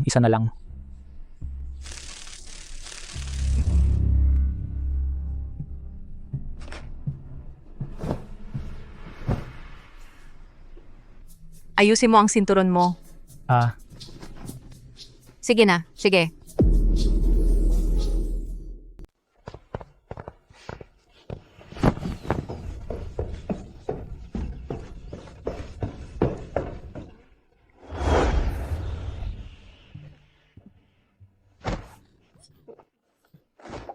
Hoy, bago ka ba rito? Hindi kita nakita dati. Opo sir, sabi nila dito sa gusaling marangyang kung gusto mong mabuhay ng maayos, kailangan mong makuha ang pagtingin ni sir. Sir, sana naman maawa ka sa akin. Alagaan kita ng mabuti, sir.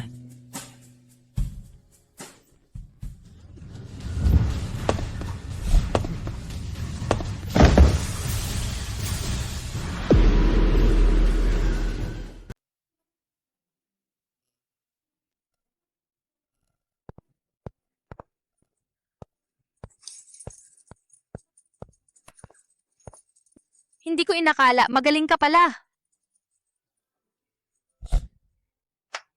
Huwag mo na akong hanapin sa susunod. Alam ko, pupunta muna ako sa loob para hanapin ang ledger. Ikaw, bantayan mo ng mabuti ang gusaling marangyang. Siguraduhin mong mag-iingat ka. Sige.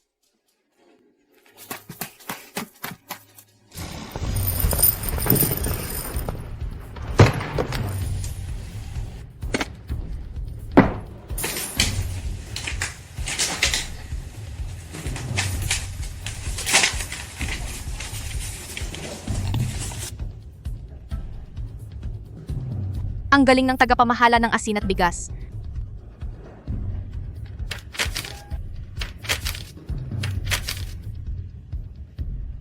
Parang talaan ng kamatayan.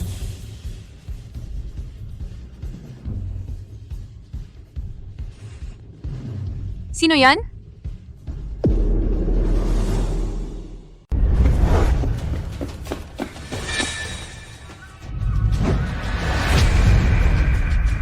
Bini-bini, kinuha mo ang gamit ng may-ari tapos aalis ka ng walang paalam? Napakabastos naman yan.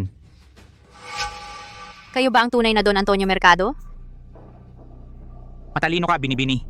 Nakakalungkot lang, ang mga taong matatalino ay madalas hindi nagtatagal. Ibigay mo ang nasa dibdib mo na hindi sa'yo, ibigay mo. Habulin! Huwag kang magpakapalalo.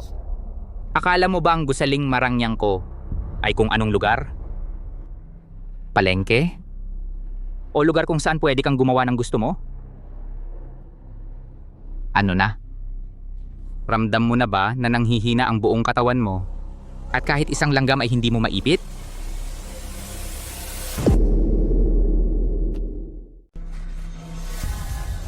Ang mga bisitang pumapasok sa gusaling ito, halo-halo ang mga tao.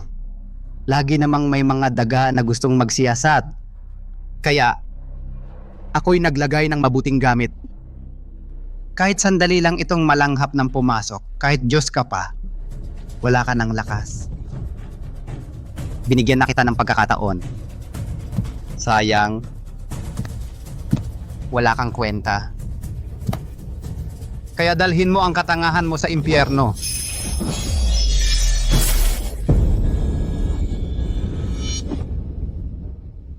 Bilis. Tumakbo ka. Kian, alis na tayo.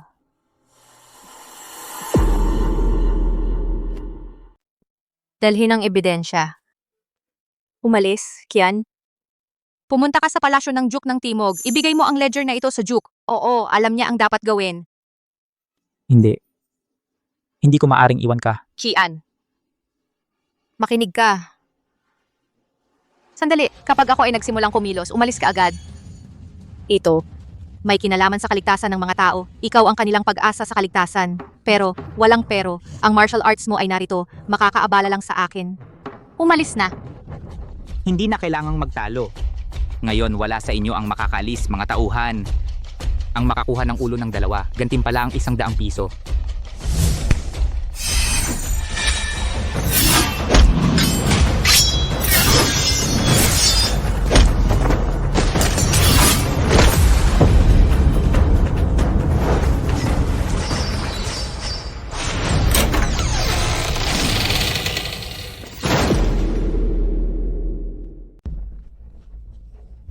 Bakit ikaw lang ang nandito? Nasaan si Teresa Reyes?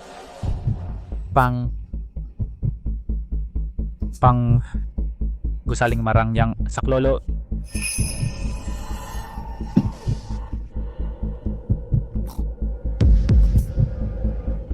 Ano ang nangyari? Don Ramon, nasa gusaling marangyang pa si Teresa Reyes. Dalhin mo siya at alagaan ng mabuti. Tipunin ang mga tauhan. Sumama kayo sa akin at wasakin ang gusaling marangyang. Opo.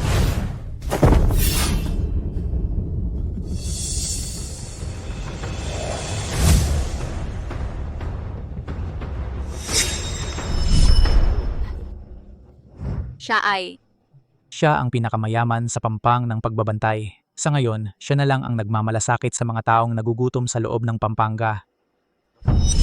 Ikaw na.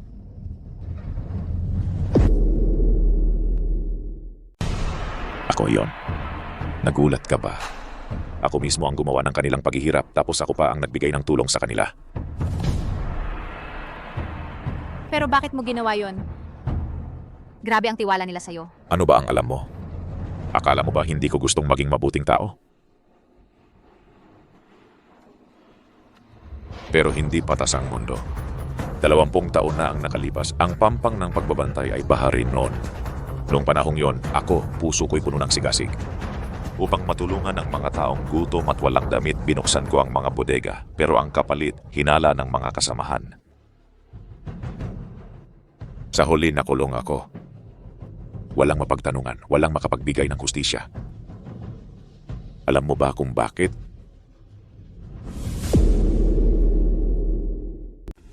Ang mga negosyanteng dating nagsumbong sa akin ay matagal nang nakipagsabuatan sa mga lokal na opisyal. Ang mga negosyante ay nagbibigay ng pera sa mga opisyal at ang mga opisyal naman ay nagbibigay ng pabor sa mga negosyante. Ang ganitong pagtatakipan ng opisyal at negosyante, ang batas ng kahariang dakila sa kanilang mga mata ay parang wala lang. Mula noon, naunawaan ko na ito ay isang panahon kung saan ang mabuti ay walang patutunguhan at ang masama ay yumayaman. Nanginginig ka sa takot sa malalakas, ngunit pinupuntirya mo ang mga mas mahina. Anong karapatan mong magsalita dito tungkol sa kawalang katarungan? Anong karapatan mo na humusga sa akin bilang isang nasa itaas? Dahil noong 60 taon na ang nakalipas, sa parehong sakuna, sa parehong kawalan ng makain, sa parehong katiwalian ng opisyal at negosyante, ako ay nangahas na manguna sa 3,000 gutom na tao upang mag-alsa at labanan ang kawalang katarungan.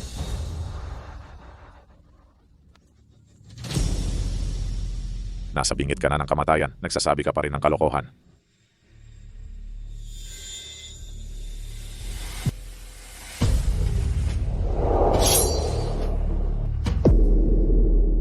Sa huli, may isa pa akong payo para sa'yo. Kung magpapakabuti ka sa mundong ito, ang magiging kapalaran mo'y kamatayan lamang. Mamatay ka na.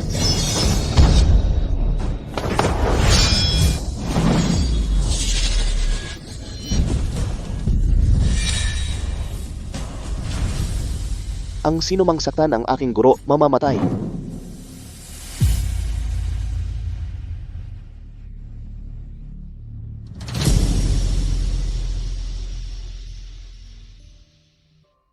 Okay ka lang ba? Si Kian, okay naman ba si Kian? Wala po kayong dapat ikabahala, guro. Iniutos ko na sa manggagamot na siya'y alagaan. Mabuti naman. Mabuti. Guro, Inay.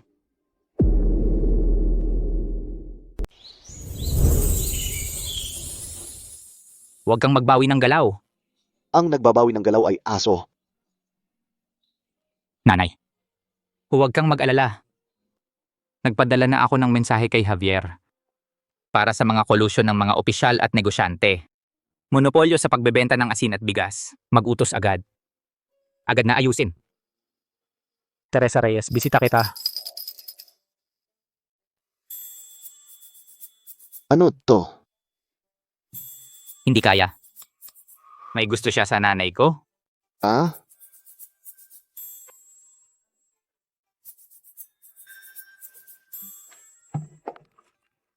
Tikman mo. Matagal akong pumila para mabili ito.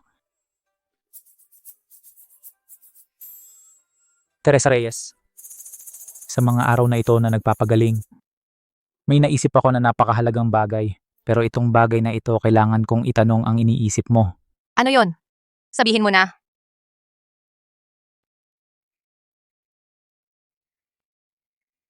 Teresa Reyes, mahal kita.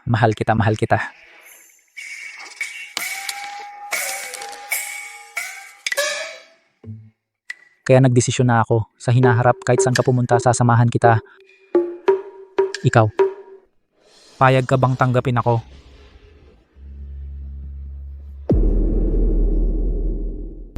Seryoso ako, huwag kang mag-alinlangan. Hindi pwede. Hindi pwede. Talagang hindi pwede. Ang aking guro ay hindi mo pwedeng pag-interesan. Huwag mo nang ulitin. Ay nako. Ang pag-ibig ay pagitan ng dalawang tao. Anong karapatan ninyong magdesisyon para sa kanya? Ito, Teresa Reyes, wala akong pakialam sa iniisip ng iba.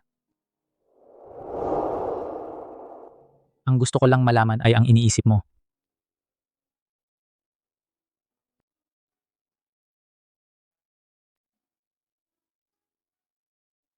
Pera. Ang edad mo ay kapareho ng aking apo ng hari. Kaya ang pag-aalaga ko sa iyo ay tulad ng pag-aalaga ng nakatatanda sa nakababata. Talagang wala itong kinalaman sa pag-ibig ng lalaki at babae. Naiintindihan mo ba ang sinasabi ko?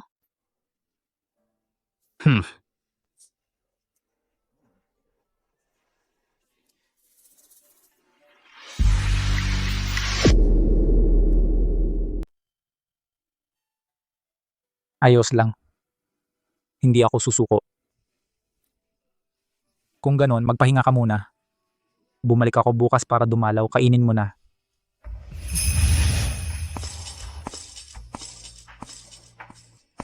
Teresa Reyes, aalis na ako.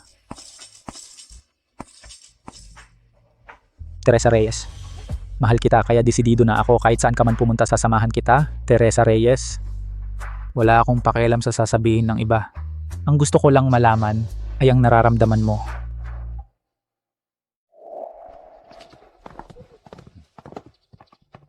guro. Ingat sa biyahe. Ramon, kapag namimiss ka ng iyong guro, bababa ako para dumalaw. Ingatan mo ang sarili mo palagi.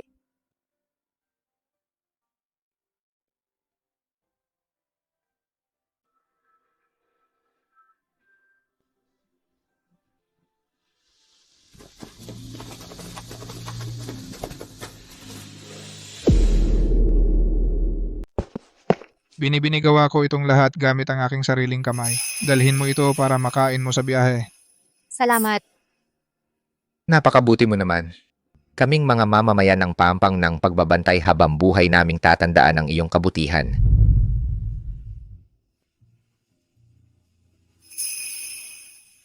Ate, ito ay para sa iyo.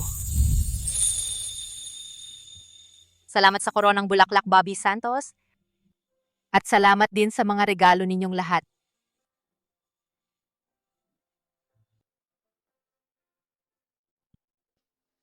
Maraming salamat sa inyong lahat. Tara na. Teresa Reyes. Ingat sa biyahe.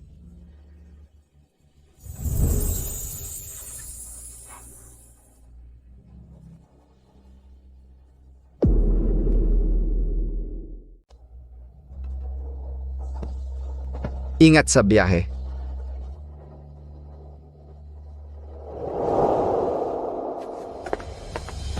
Maligayang pagdating. Lolo at Lola, Bumalik sa kabisera. Isang buwan akong nagbayo ng bigas. Mukhang malaki na ang ipinagbago mo.